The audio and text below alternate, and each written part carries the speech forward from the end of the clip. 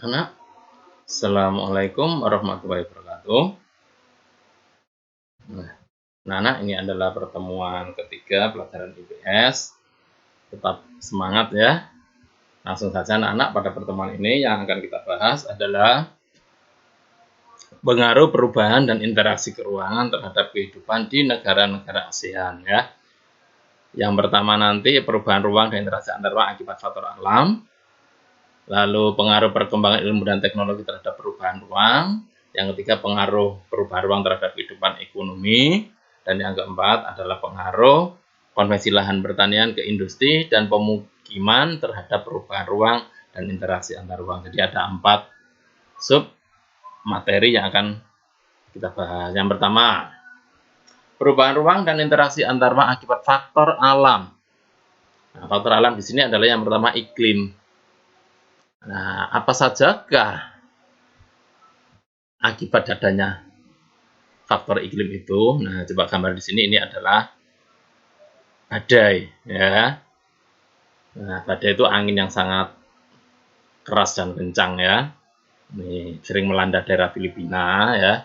Kekeringan, Indonesia sering ya dilanda kekeringan, bahkan negara ASEAN ya sering ya. Banjir. Nah, kenapa ada gajah ini di Thailand ya? Karena gajah adalah hewan yang dikeramatkan di Thailand ya. Kebakaran hutan. Nah, biasanya musim kemarau. Sekarang musim kemarau sudah sering kita lihat berita di televisi ya, kebakaran hutan. Ini adalah faktor iklim. Jadi pengaruhnya seperti gambar tersebut. Yang kedua, faktor geologi. Nah, apa saja faktor geologi itu? Kalau geologi itu adalah kondisi tanah.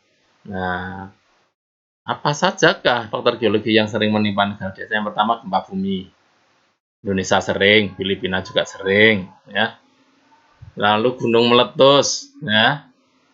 Ini juga faktor geologi. Jadi kalau negara itu banyak ada gunungnya ya pasti resikonya ya gunung meletus. Dan yang ketiga ini faktor geologi ini juga gempa bumi. Berhubung gempa itu di laut, maka akan menimbulkan tsunami. Di Indonesia sering, Thailand juga pernah ya.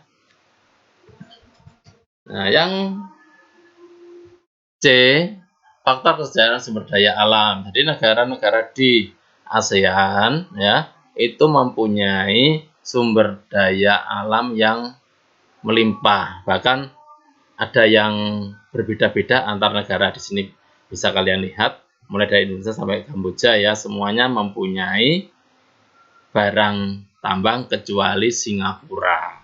Singapura memang tidak memiliki, tapi Singapura itu adalah negara perdagangan ya, tidak mempunyai bahan tambang. Selanjutnya, pengaruh perkembangan ilmu dan teknologi terhadap perubahan ruang ya. Karena berkembangnya ilmu pengetahuan dan teknologi, maka sekarang ini semuanya serba modern. Nah, ini gerobak yang ditarik sapi ya. Ada juga yang tarik kuda ya. Itu dulu. Nah, seperti perahu.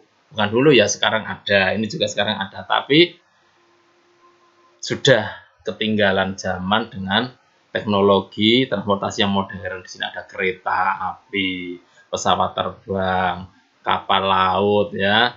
Jadi semuanya berkembang dengan pesat. Nah, nggak bisa kita bayangkan kita mau bepergian ke luar negeri pakai perahu. Nah, apa nyampainya kapan ya? Kan lama.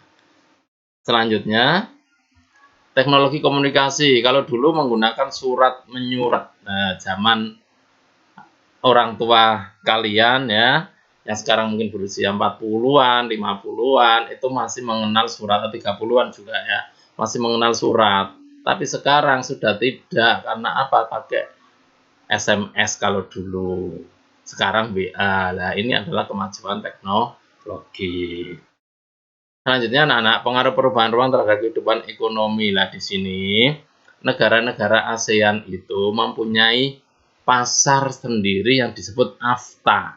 Apa itu AFTA? ASEAN Free Trade Area, yaitu perdagangan antar negara ASEAN. Jadi kalau dulu kita ekspor ya, negara lain ekspor ke antar negara itu ada katakanlah biaya. Katakanlah ada apa itu prosedur yang agak sulit, tapi sekarang bebas ya. Jadi antar negara ASEAN itu bebas mau jual kemana-kemana boleh tanpa ada pajak. Kalau dulu ada pajak. Nah inilah yang disebut dengan AFTA. Selanjutnya anak-anak, ini adalah pengaruh konvensi lahan pertanian ke industri ya dan pemukiman. Lah jadi dengan adanya kemajuan di segala bidang dan juga manusia itu berkembang, maka lahan pertanian sekarang sudah banyak yang beralih fungsi menjadi perumahan. Nah, seperti ini. Nah, ini ada salah satu contoh ya. Ini mah bercocok tanam, sampingnya adalah perumahan mewah. Ya. Nah, apa dampaknya? Ya, yang pertama jelas lahan pertanian semakin berkurang. Kalau lahan berkurang, otomatis produksi pangan juga turun. Yang kedua, selain menjadi apa itu pemukiman, bisa juga industri. Nah, industri itu potensi apa itu dampaknya luar biasa karena industri akan menghasilkan limbah, baik itu udara, air maupun tanah. Nah, sehingga kalau dibiarkan terus-menerus ya lahan pertanian akan semakin susut, semakin berkurang. Nah, ini contohnya industri lahan pertanian jadikan industri ya. Sehingga banyak petani, buruh tani kehilangan mata pencarian. Sebagai gantinya sekarang banyak orang yang bekerja di sektor industri. Lanjutnya adalah hilangnya lahan ruang terbuka hijau.